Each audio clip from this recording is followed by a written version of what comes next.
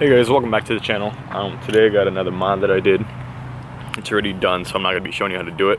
I find that there's already a pretty good video on that, on how to do this from Fast Tech, so I'll put the link to that in the description on the video.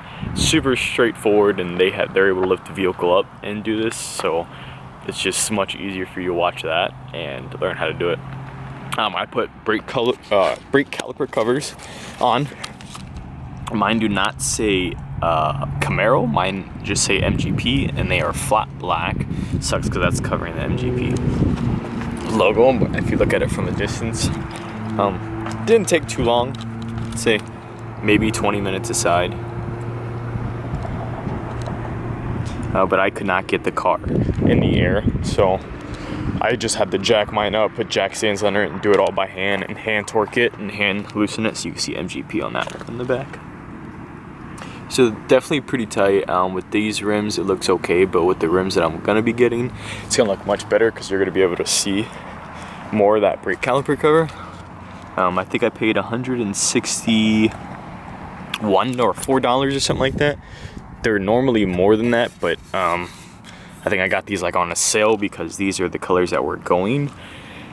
Something like that. Like they didn't have any more of these colors, or they weren't making them anymore, so Fast Tech was selling them for like $160 compared to, I don't know what they normally sell for, maybe 200 something, but I'll put the link to that in the description. You could also go to where the MGP themselves and actually look on their website, and they have like all the calipers and stuff. You can get custom colors, including color match. So I could have got Orange Inferno, but if I would have got Orange Inferno, it would have been like $365 or something like that, instead of the flat black that was on sale for $160. So you know your boy's cheap, so I went with the cheap one, which I think will still tie in with the scheme of everything.